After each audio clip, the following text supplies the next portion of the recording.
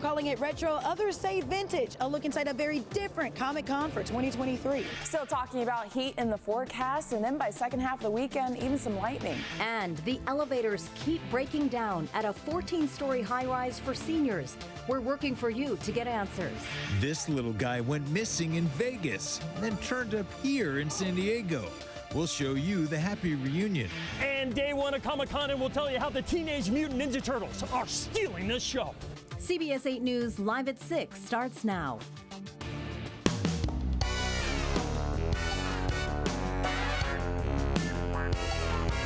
Day one of Comic-Con is finally here, and more than 100,000 fans will descend upon downtown San Diego for everything fandom.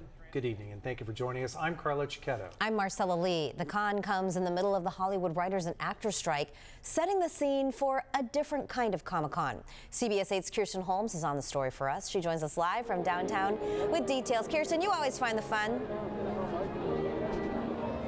Oh, you know that's right. I am always finding the fun, and there is no better place right now than to find the fun here in downtown San Diego. We're here in the Gaslamp Quarter. Take a look behind me. Okay, so we already set it up that this is going to be a little bit of a different Comic-Con, right? But you see all of the crowds that are committed to coming to San Diego for all of the fun and all of the fandom. Even if you don't have a ticket, a lot of free stuff to do outside, and still a lot of fun to be had. Take a look.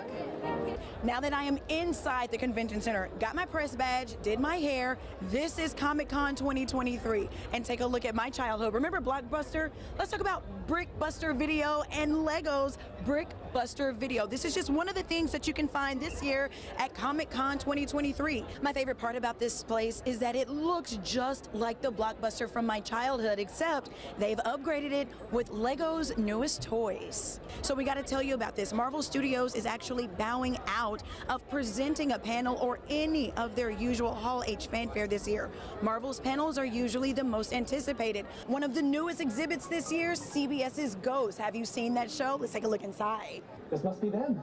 Hey, losers. Ugh, I hate getting walked through.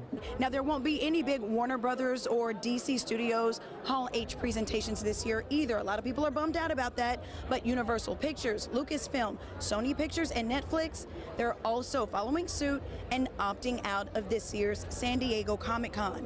All right, so you Star Trek fans, another new exhibit here this year at Comic-Con. You can explore Star Trek's strange new worlds right here in San Diego. There are a lot of non-celebrity related panels and workshops to jump into throughout the weekend as well. And as always, the incredible star of the show is the cosplay. That's the real star of the show this weekend. People worked on these costumes all year long, and they can finally show them off. Speaking of showing off a costume, take a look beside me. Hi, Ken. Hi, Barbie. I am so excited for this movie. Thank you for that. We have more costumes because we're trying to find the costumes, right? Hi, who are you? I bet I can guess. Batman Jay. Batman Jay. We got one more friend right here. I saw this guy pedaling through the street, and I'm like, oh, we got to talk to this guy. Hi, what's your name? My name is San Diego Spider-Man. We have San Diego Spider-Man at Comic-Con this year. Your costume is amazing, complete with the bike, with the water bottles. Tell me, how is Comic-Con for you this year? Well, Comic-Con, I miss a lot of the normal people that we see. I miss Darth Vader, and I miss the Stormtroopers for sure. Yeah, definitely need the Stormtroopers. How are the costumes? Not a whole lot of people in costumes? Not a whole lot of people in costumes. Maybe it's the heat.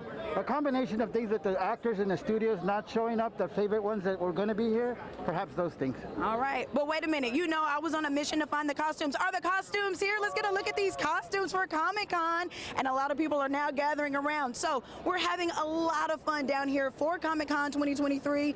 Ken is here. Barbie's going to be here later when I find a costume. Hopefully you can come. Batman's here too. Hopefully you can come. Oh, we just all collectively in the studio said, oh, when we saw Spider Dog. And Kirsten, you're down there, so you know, after meeting Ken, I guess you could tell people that sometimes with costumes, less is more. Yes, indeed, especially in this weather. Ken is winning right now. It's kind of hot. That's true. Dress up as Ken and you're winning. I like it. Thanks so much, Kirsten. Today we are working for you and sharing your best options for transportation, getting to and from Comic-Con. The #1 tip, try to avoid driving there if you can. As you can see here on the screen, West Harbor Drive is closed near the convention center, so it can really cause a lot of backups. Parking's very limited, of course. A lot of lots down there are used for pop-up events, and street parking is likely going to be full. 7 lots downtown and the convention center garage, those are all reserved for Comic-Con attendees. Another option is to use the free shuttle bus service.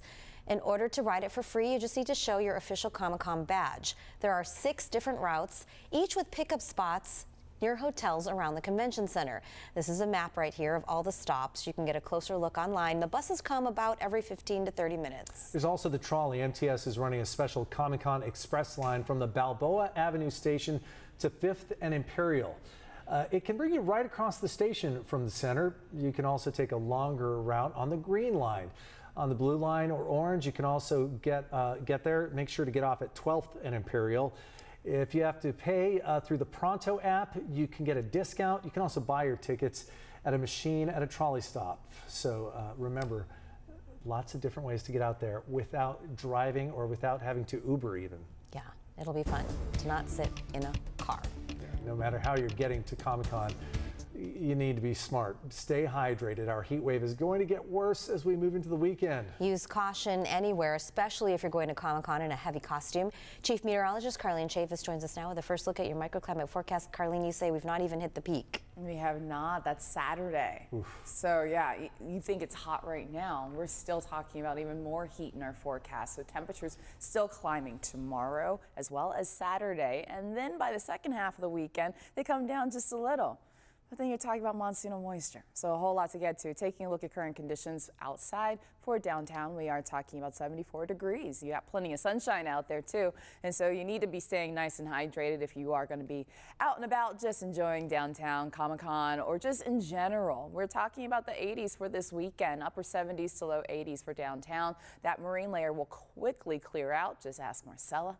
And then by the afternoon hours, basking in the sunshine. So we are talking about some heat across inland areas as well as for downtown. And then as we go into next week, things start to change up just a little bit, only slightly. We're still talking about heat, but just not as hot. The heat alerts go all the way until Saturday. And as I mentioned, monsoonal moisture is going to make things uncomfortable around here too. So we'll go ahead and take a look at your complete forecast coming up. Marcella, Carlo.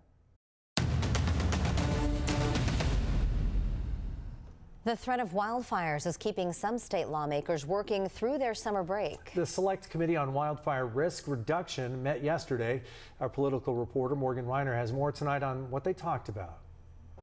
There's so much to talk about when it comes to wildfires, how to prepare your home, the insurance crisis. The chair of this special committee said that they probably only touched the surface of many of these topics, but this is just the first hearing of many more to come.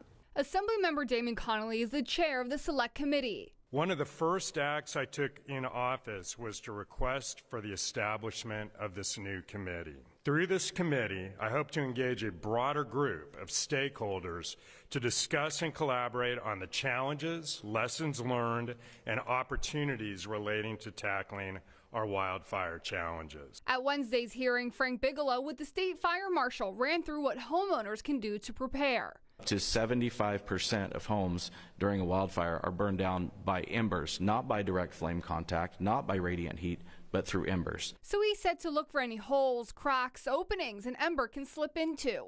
Just go in your garage, close the doors during the day, and see if you can see daylight. Can you imagine if that picture that you saw of the embers flying at your home and you have that many cracks and ways for embers to get inside? It's an intrusion point. The State Department of Insurance said they adopted new regulations to require insurance companies to provide incentives to policyholders who implement home hardening. 2018, only 7% of policyholders had access to any incentive for home hardening in their policy. And this new regulation that was finalized last fall will ensure that 100% of policyholders have access to incentives. But incentives only help those who still have coverage. Connolly knows Wednesday's hearing is just the start of many hard conversations to come. We're going to have many more of these hearings. I think we teed up a lot of the issues that we're all aware of, but digging deeper on them, really going forward in a way that helps our communities, but also really helps the environment. There was also an opportunity for the public to weigh in. One man stood up and said it took him 6 months to get a permit to clean the area around his fence. Right now, there is no date set for the next hearing. Thanks, Morgan. Tonight, CBS 8 is working for you. People living in a downtown high-rise have been complaining that the elevators keep breaking down. Taxpayer money helped build the 14-story St. Teresa of Calcutta apartments. Our David Goffredson talked to the people who live there and the operator of the building, Father Joe's Villages. 11:30 at night, and the alarm's going off. Maria Ennis recorded this video in her downtown building, a 14-story low-income apartment complex called St. Teresa of Calcutta Apartments, operated by Father Joe's Villages. She also sent us these photos of the building's elevators shut down, one elevator, which she claims happens frequently. Do not use elevators. Repeat. Do not use elevators. Do not use elevators. We can't anyway because they're broken. Maria Ennis and Maurice Troll are both tenants of the apartment building located at 14th and Commercial Streets downtown. This week, they filed a lawsuit alleging housing discrimination and safety issues with the building's 3 elevators being out of service. Majority of the tenants here are on wheelchairs and walkers, so they're stranded. If there's a big fire, there's no way for them to get out. In December, a 4-alarm fire broke out on the 10th floor of the building. You can still see the damage on the windows from the outside. But fire or no fire, when the elevators break down, Maurice says he becomes stranded in his 3rd-floor apartment because he's in a wheelchair. Have you reported this to management? Oh, yeah. What is their attitude towards you? They just said, we gonna fix it. We gonna have somebody come out to fix it. Just be patient with us. Early last year, the St. Teresa Apartments opened up to a lot of fanfare, a $145 million project partially funded by taxpayer dollars, offering affordable housing for the homeless. Father Joe's Villages emailed me a statement saying, in part, any claims of housing discrimination are taken seriously, and we aim to address such concerns promptly. Father Joe's Villages is unable to speak to any pending or current litigation. Coincidentally or not, one day after the lawsuit was filed, an elevator service van was seen arriving at the building. The lawsuit was just filed this week in federal court, so there has been no response yet. We'll keep following the case and let you know what happens. Working for you in the East Village, David Goffredson, CBS 8. Thanks, David. Still ahead tonight, a House hearing about online censorship and why it got so much attention today. Plus, somebody in Southern California has won a $1 billion Powerball jackpot. We go inside the store where the winning ticket was sold. And up next, a little lost dog found in San Diego hundreds of miles from his home.